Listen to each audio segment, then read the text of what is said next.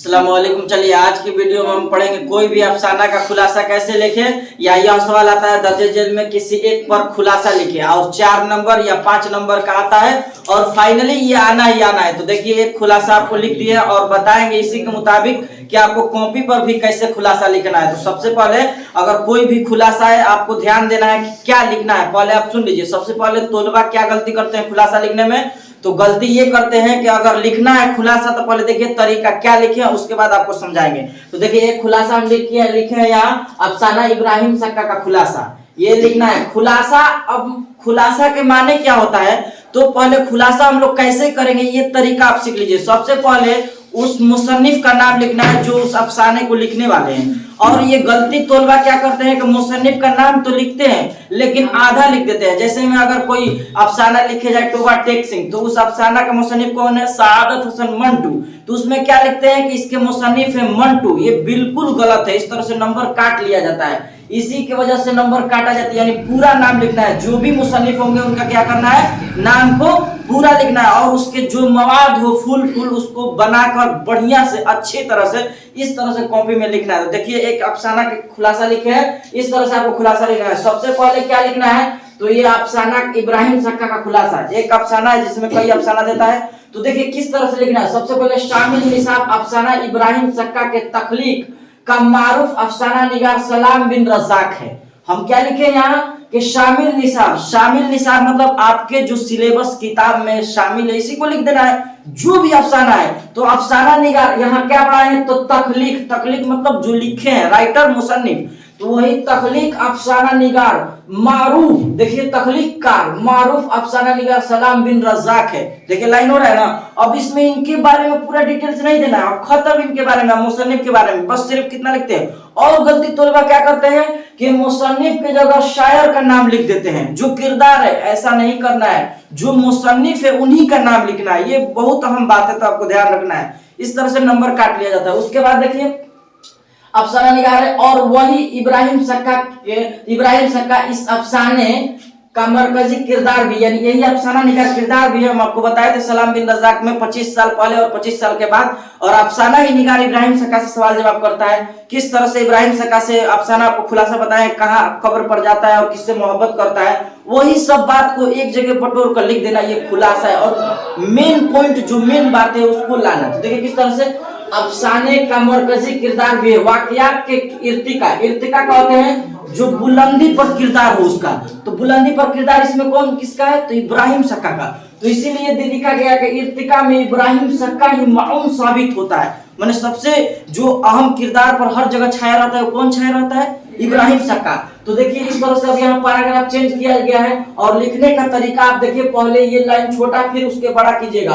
हर exam में कोई भी केमिस्ट्री फिजिक्स या कोई भी लिखिए तो पहला लाइन छोटा आंसर में दीजिए, उसके बाद बढ़ा दीजिए। हर कॉपी में देखिएगा तो ये ऐसे ही लिखा मिलेगा, ये असल में आपको कोई नहीं बताएगा। हर कॉपी देखिएगा खुलासा में तो पहला लाइन छोटा और दूसरा उससे बड़ा रहेगा, ये मेन पॉइंट है, तो आपको ध्यान रखना है। उसके बाद इसके बरोबर लिखिए, तो इब्राहिम सक्का गरीब जरूर था लेकिन वह 25 साल का नौजवान है, इसलिए इश्को व मोहब्बत के जज्बात इसके अंदर भी अंगड़ाइयां लेते हैं। जाहिर सी बात है 25 साल का है तो हुस्न इश्क के जाल में, मोहब्बत के जाल में ये भी फंस चुके हैं इब्राहिम सक्का।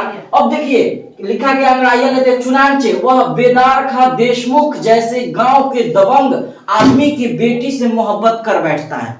ये बताए थे किस तरह से आप दबंग बेटी, आप सोचिए मोहब्बत करना बुरी बात नहीं है, लेकिन मोहब्बत की नहीं जाती है, मोहब्बत हो जाती है ना। तो यही बात है कि गरीब और अमीर में तो जाहिर सी बात है अंतर होगा।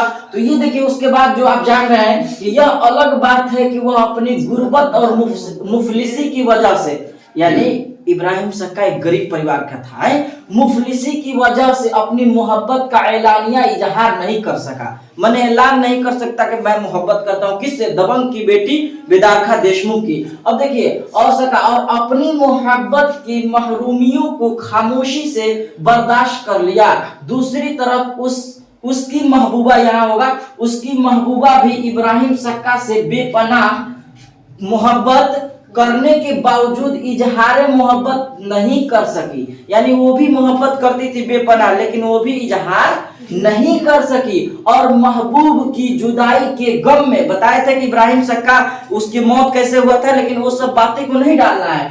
गम में दुनिया को खैराबाद कह देती है, कौन? वो जो होती है। अब जाहिर सी बात है, बताए थे किस तरह से उसका मौत हुआ था, वो सब बातें इसमें नहीं लाना है। अब देखिए आगे, देखिए इस कहानी का अलमिया, यानी जो मेन पॉइंट है इस कहानी का अलमिया यह होता है कि इब्राहिम सक्का भी अपनी महबूबा की कब्र पर अपनी जान दे देता है। बताए थे आपको खुलासा में किस तरह से इब्राहिम सक्का जाता है, पहले तो मट्टी दे देता है कि ये बुजुर्ग मेरे तरफ से मट्टी उसको लगा दे। तो मेन पॉइंट, अब हम लोग मेन पॉइंट, अब हम लोग इसी तरह से हम लोग कोई भी खुलासा लिखना है। अब मान लीजिए हमको लिखना क्या, एक अफसाना है जिसका नाम है प्रोमिस। तो प्रोमिस लिखेंगे इसी तरह से लिखेंगे ना कि शामिल निसाब अफसाना प्रोमिस के लिखने वाली एक खातून है जिसका नाम जिलानी बानो है। जिलानी बानो क्लियर हो गया। अब उनके बारे में पूरा डिटेल्स हमको नहीं लिखना है, अब डायरेक्ट लिखना है कि इसका मरकजी किरदार कौन है, अम्मू।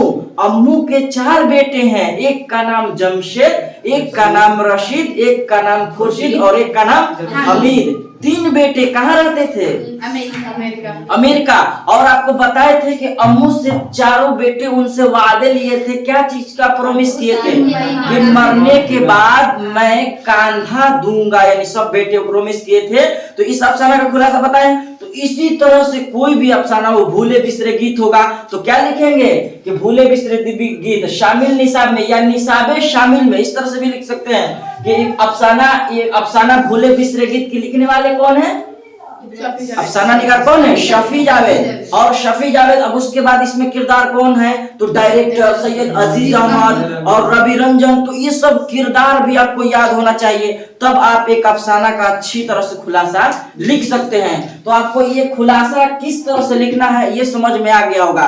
कोई भी गुफ्तगू दे, अली सरदार जाफरी के नज़म दे या कोई भी खुलासा दे तो पहले क्या लिखना है? उस मुसन्निफ का नाम, उसके बाद मरकजी किरदार, उसके बाद जो उसका मवाद है, मेन किरदार, दिगर किरदार लाकर और कहानी को अंतिम तक पहुंचा देना है, आखिरी तक खैराबाद कह देना है। तो ये रही एक छोटी सी वीडियो, अफसाना या कोई भी खुलासा किस तरह से लिखे आपको समझ में आ गया होगा। तो एक बार कमेंट में अपना मशवरा जरूर दीजिए कि आपको कैसा लगा ये वीडियो। अगर कहीं गलती भी हो जाए तो आप बताएं, इसलिए गलती इंसान से ही होता है और मैं भी एक इंसान हूं। तो ये रही एक छोटी सी वीडियो, फिर मिलेंगे हम लोग अगली वीडियो में। इसी तरह से आप बताइए कौन सा क्वेश्चन बताना है लॉन्ग में, उसी तरह का वीडियो बनाई जाएगी। तो आज के लिए इतना ही, फिर मिलेंगे अगली वीडियो में। अस्सलाम।